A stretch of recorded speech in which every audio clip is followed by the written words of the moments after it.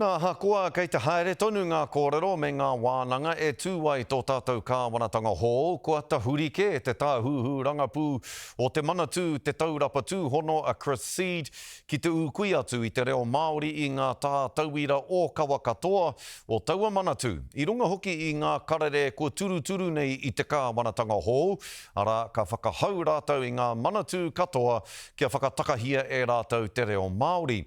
Kia hatia, kei te whakatumatuma ke te kaiarahi takirua i te rōpū tōranga pū Māori a Rāwiri Waititi ki te tono kia heke iho a Seed i tōna tūranga.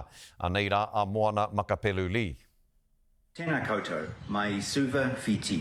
Kia ora from Whakanui ana i te wiki o te reo Māori. Kia ora from Wellington.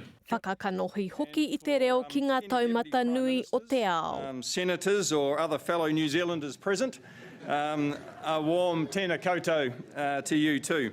He oi ki te wā kāinga, he haere rā ke te mihi a te manatū aorere ki te reo Māori i roto i ana tari. Pai no rātou ki te hoko atu i te iwi Māori, hei kanohi mo tēnei whenua o tātou. Engari, kei roto i te whenua tonu i Aotearoa nei, kei re tonu rātou e takahi nei a tātou. E ai kia stuff i tērā wiki tuku atu e te tūmuaki a Chris Seed i tēnei imera ki ana kaimahi, e whai whakaro ana ki ngā auwe ki tāna whakakorenga i te reo i ngā tuhinga kāwanatanga. We think that it's a progression of the racist rhetoric that we've seen coming into prior to the campaign trail.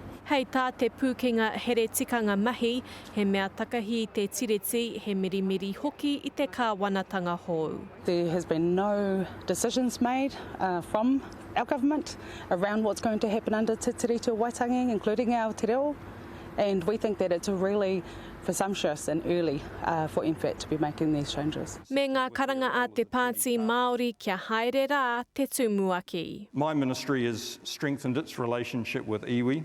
Me heke te kai whakahaere, me heke te CEO i taua tūrangara.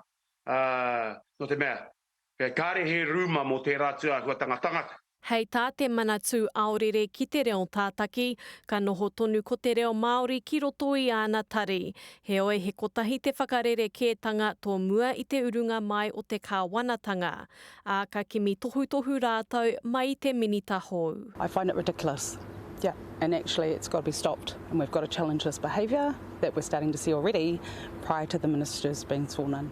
Kaore anō kia mana te tūranga a te kāwanatanga, he oi hei tā Christopher Luxon ka mana ko te reo Pākehā hei reo tuatahi, hei tā Winston Peters kia whakakoreanga ingoa Māori ki ngā tari kāwanatanga katoa. Kei te āhua ki te tātou i ngā tū āhuatanga kai mua i a tātou mo te toru tau e haere ake nei. Koe nei ngā tani whanui hei whakakitenga mā tātou. Tērā nō te kōrero ko ngā take Māori hei kai tō rangapū. Moana Makapelu Lee te karere.